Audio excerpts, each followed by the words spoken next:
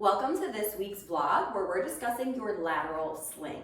Your lateral sling is a group of muscles that starts on your lower back on one side, wraps through your outer glutes or your glute med and min on the other, down the side of your leg, so your IT band, your tensor fasciae latae, and then wraps into your inner thigh on that same leg. So inner thigh, outside of the leg, up into the glute, to the opposite lower back. And what this sling does is it works hard to keep us stable and balanced in single leg activities. So whether you're doing a single leg deadlift, whether you're doing step ups, running, lunges, or honestly even just walking or walking upstairs, your lateral sling on each side has to fire to minimize hip sway from side to side or hip drop. So if you're behind someone who's running and this leg is up in the air and you see a big hip drop, this is a weaker lateral sling on this side. So step, hip drop, this glute med, min, QL, which is that lower back muscle, down and wraps. That is a weaker lateral sling on that side, causing that hip to drop. All right, so during pregnancy and postpartum, because we already have so many postural changes, weight shifts, center of gravity shifts, and we have a little bit more relaxin, which loosens our joints, we want to make sure that we strengthen this lateral sling so that when we are doing single leg exercises, whether it's running, any type of workout, or even just going up your stairs, that we can protect our hips, protect our lower back, and maintain stability. Okay, when this lateral sling weakens, that's where we can get a lot of extra hip shift, which is going to place extra strain on the pelvis, on the knees, on the ankles. So because the lateral sling fires during single leg activities, the best way to strengthen it is to do more single leg activity type exercises. So we're going to go through 10 exercises that are great to do during pregnancy and postpartum to help minimize any pelvic pain, whether you have a pubic symphysis discomfort, SI joint pain. It's going to help minimize pain and pressure in your lower back, help keep your knees stable, and help avoid a lot of rolling in at your feet. All right, so let's take a look at those 10 exercises. This isometric hold is excellent for building strength in your outer leg's lateral sling, which runs from your lower back on one side across to your outer hips on the other and wraps into that inner thigh. So what we're gonna do is stand with our outer foot about 6 to 8 inches away from the wall so that inner shoulder has just like a little gap between you and the wall. I'm gonna take my close leg and curl it behind me, and then I'm gonna put that knee onto the wall. Standing tall with your ribs over your hips, I'm gonna push hard into this knee and feel this outer leg turn on, holding me here strong for about 20 to 30 seconds. So with this hold, a few things to keep in mind. I already mentioned ribs stacked over hips. We wanna keep a whole foot tripod. So I've got my big toe, little toe, and heel. I've got equal weight distributed through this whole standing working foot. Soft bend in this knee, and I'm reaching through the crown of my head. So I can really feel this outer hip and glute working hard as I drive the inner one into the wall, and my foot is not touching, just my knee. All right, so from the other side, standing, so I've got a small gap between my shoulder and the wall, outer foot's like 6 to 8 inches away. I'm gonna curl my foot up, put it on the wall, and press hard. So now here, this side is activating. I've got my foot tripod. I'm standing tall with my ribs over my hips. It's very easy to arch here. So just active press. Holding again like 20 to 30 seconds. Equal weight, nice and tall. Feeling that outer hip fire. And something so simple is going to be really great for building the strength on the outside of your hips to help stabilize your pelvis during pregnancy and postpartum.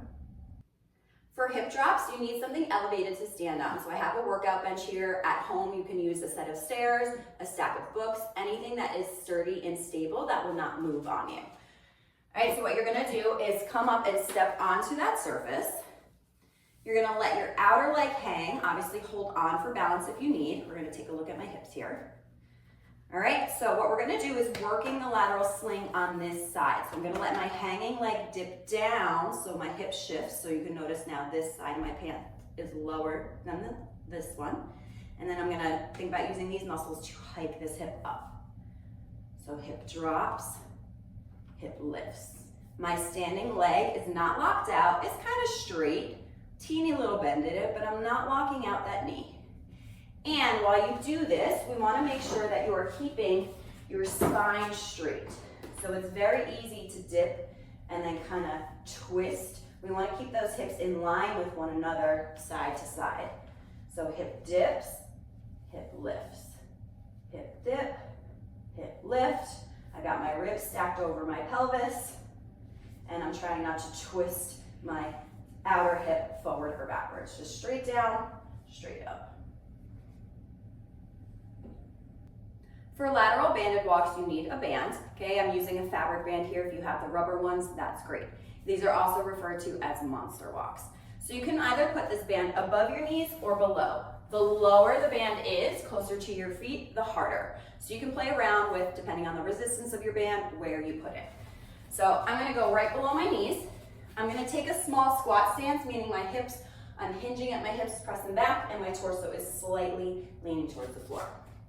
Now I'm gonna take a big step here. The goal is to resist movement with my lag leg. So I'm gonna step and then release. So when I step, I'm trying not to let everything move at once, trying to keep my body weight still as I step and then resist. Step, resist. And you can go several one direction, step, resist, step, resist. As you step, the wider your step goes, the more likely you are to buckle those knees. So we want to try and keep your knees pointing in line with like the middle to the pinky toe area. So step, resist. Okay, making sure that your heels stay down. Again, I'm keeping this slight hinge and forward lean. Step, resist. Step, resist. And you should feel that outer area fire, and those inner thighs are now activating on that resistance phase. So I'm trying not to let my legs just snap in, so my inner and outer thighs are both working here. For the clamshells, you can either do this with or without any type of band. If you are using the band, it's going to go above the knees. Okay, you're going to lay on your side. You can support your head with your bottom arm. Pull your knees up to about hip height, and we want to stack our ankles, our knees, our hips, and our shoulders on top of one another. So we're trying not to rock one way or the other. Inhale, think about exhale, engaging your core. See if you can make a teeny little space here between your lower oblique and the floor. Now we are activating our top leg. So I'm going to think about reaching this leg forward slightly and then up and open. Resisting it on the way down. Reach that knee forward slightly. Exhale, up and open, maintaining my core engagement. As I rock back, or as I open, I'm trying not to rock back and lose this stacked positioning.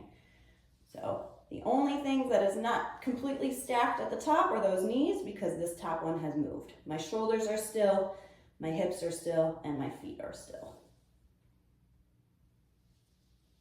For single leg deadlifts, stand with a dumbbell in the opposite side of your working leg. So I'm going to step my left leg behind me and I'm working my right. So I'm going to step that left back, so that's just a few inches behind me, so that when I hinge, I'm going to press my right hip back, soft right knee. As I hinge, that left leg is going to come up in the air, and then I'm going to slowly reverse. So as you do this, obviously if you need balance, hold on to something. The goal with your single leg deadlift is to keep your shoulders and your hips square. So it's very easy to open to the side of the leg that's up. So we want to exhale, think about closing our inner thighs towards each other. Hold on if you need. As I hinge, my back leg comes up. So I'm emphasizing work in my right side here. Now, with the dumbbell in my opposite hand, I'm giving my outer glute and outer leg a little bit more emphasis. If I wanted to give this side's inner thigh a little more emphasis, I would hold it in the same hand. So now same execution, just a little bit different muscle activation. So I would hold on here if need be. Exhale, close my hips by turning my inner thighs towards each other. Shoulders are square. Coming down. And and smooth up. Now the goal is to kind of look like a T at the bottom. So from my head to my toes to my working leg, I'm trying to hit like a T position. Again, not opening to the side. For side lying abduction, come down and lay on one side with your bottom leg bent with this foot behind you. Top leg straight on the floor with your foot flexed so your toes are up towards you. Okay, you're gonna exhale. Think about engaging your core slightly, seeing if you can make a little gap between your side and the floor. Your shoulders and your hips are stacked on top of one another. I'm going to reach my top leg up to just above the height of my body and then tap back down. I'm thinking here about really reaching as long through this working heel as I can, as opposed to getting super high where I can't maintain core engagement and I move in my upper body a bit. So exhale, engage the core, reaching through this top foot, flexing through that heel. And as I come down, the whole inner aspect of my foot is hitting at once, not just my heel or my toes. Everything taps. Exhale up. You want to think about moving that leg through water to give yourself a little bit more extra challenge and resistance. You could always add a band above the knees if you wanted more. This exercise is a great way to challenge your entire body, your shoulder, your core, and your lateral sling or your outer hips and glutes on both sides. So we're going to set up being active with our bottom arms. So we're exhaling to press the floor away. We're not sinking in. Thinking about pulling my bottom rib cage up towards my top. I'm going to be active with this bottom knee and push myself up. So once you're in a comfortable position here, you're going to take this top leg, lift it in line with the rest of your body and hold it for 10 seconds. So now I'm working my bottom outer thigh, my top outer thigh, bottom oblique, bottom shoulder. So we got that whole body move here. Then the foot can come down, you can reset. Inhale, gather the core, active arm, bottom knee, lift and hold. 2, 3, reach through this leg long. 5, 6, 7, 8, 9, and 10. Your modified side plank can be done one of two ways. First, you can have your knees stacked directly on top of one another, or to progress closer to a traditional side plank, you can straighten your top leg with the whole inner aspect of your foot on the floor. But regardless of whether you're here or here, we want to be active with this bottom arm so we're not sinking. We're exhaling to actively push away. And we're thinking about pulling this bottom rib cage in towards the top one so your abs are not flaring out. So active arm, exhale, pull. I've got my hips and my knees stacked, and I'm going to lift up and then slowly touch my bottom hip back down. So with this modified side plank with hip dips, I'm actually keeping my top shoulder and my hip rolled forward towards the floor slightly. That's going to help activate a little bit more of the obliques and prevent you from lowering or arching in your lower back. So I've got a slight forward tilt with my top hip and shoulder. Tap, active with that bottom rib cage. And again, if you want to increase the challenge, put that top inner foot on the floor, up. And really try and make this bottom leg active, pressing through your outer knee on the bottom leg, whether you're here with your top leg straight or here with a bend. Tap and up. For a lateral step up, you're going to stand next to your workout step. You're going to step one foot on, and whatever foot is on, you want to think about keeping pressure in your big toe, your little toe, and your heel. It's very easy to either shift all your weight onto your toes or all of your weight onto your heel. So we want to keep a nice foot tripod, big toe, little toe, heel. So find that tripod on the foot. Okay, you're going to activate your outer thigh, across the inner thigh, exhaling to rise up. Now, if you do experience any type of pubic pain, SI joint pain during single leg movements, we can minimize the overall range of motion by leaving this foot on the block as we step down. If you are comfortable with it, you can increase the overall movement and bring it back to the floor. So push, exhale, up. down, down. Now from the side, I've got a slight hinge, so my foot is up, I've got my foot tripod, and I'm kicking my hips back slightly to emphasize more of the glute, and then sitting back a little as I come down. So this shin stays rather vertical versus letting myself come down, forward. So sit it back and down. And again, you can either leave that working leg or remove it. If you want an increased challenge from your lateral step-ups, we can add some lunges. So I'm gonna do my step up, I'm gonna come down, down, leave my working leg, and then step out to the side for a side lunge. So it's up, up, down, down, side lunge. Now our variation of that, we can continue working this leg. So we're gonna go up, up, down, down. I'm still gonna step out, but I'm gonna load this leg instead. So it's up, up, down, down, load this leg. So those two from the side, exhale, foot tripod, little hinge, press, down, down, step out. Notice I'm hinged pretty far here. Or step, step, down, down, maintain weight and pressure as you step that other leg out. Crossover step up, step next to a block, and you're gonna use your outer leg to cross over.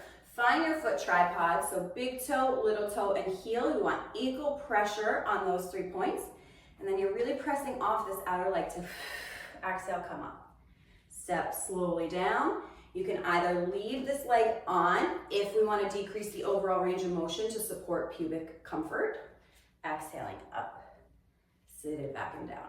Or you can always bring that second leg down, that working leg. Up, up, down, either leave it or tap it. Now from the side, I'm crossing over. I've got my foot tripod. I've got a slight hinge here so I can emphasize pressing off of my glute. Pressing up, down, down. If you want a little extra balance challenge, we can swing this back leg through and hold it up. Step it slowly behind you, and when you're coming back and down, we're trying to step so that we hinge and really load that glute as you come down. If you want an even further challenge, we can add a curtsy lunge at the bottom. So I'm starting on the side, stepping across, exhale up, either tap or balance. Slowly sit back and down, and then I'm gonna take my working leg, swing it around me behind the block, and come into a curtsy. Exhale, swing up and over, breathe out. Load that leg as you slowly sit, swing it behind you, and down. For a suitcase carry, you need one heavy dumbbell holding it on one side. I will say, if you have not done this before, that it would be best for you to do a tall kneeling hold first, which looks like this, where you're just kneeling, equal weight on both legs, and holding, feeling your opposite oblique turn on. From there, you can progress to just standing. Same thing, equal weight on both sides. You should feel your opposite oblique. If those feel comfortable and you feel strong, you can add a movement component to it. So now we're going to turn on our lateral sling more with movement because it is a single leg activity with walking. So we're going to let that dumbbell just hang. You can either go hand here or let it swing naturally as you walk. The goal is to minimize hip sway. So we're trying not to let our hip dip either up or down or let it sway side to side. We're trying to keep nice control as we move here. So turning on a little bit more of your core as well, since you are only weighted on one side. So this is an additional exercise that you can use to work your lateral sling to increase the challenge on your obliques during pregnancy and postpartum to build overall stability within your pelvis, your core, and your lower back. Thanks so much for joining me on this week's vlog, all about your lateral sling and the importance of strengthening it for pregnancy and postpartum. If you want a little bit more information about the lateral sling, its roles in your pregnancy and postpartum journey, definitely check out the accompanying written blog. And if you liked today, please like, subscribe, follow along for more pregnancy and postpartum goodness. I'll see you next time.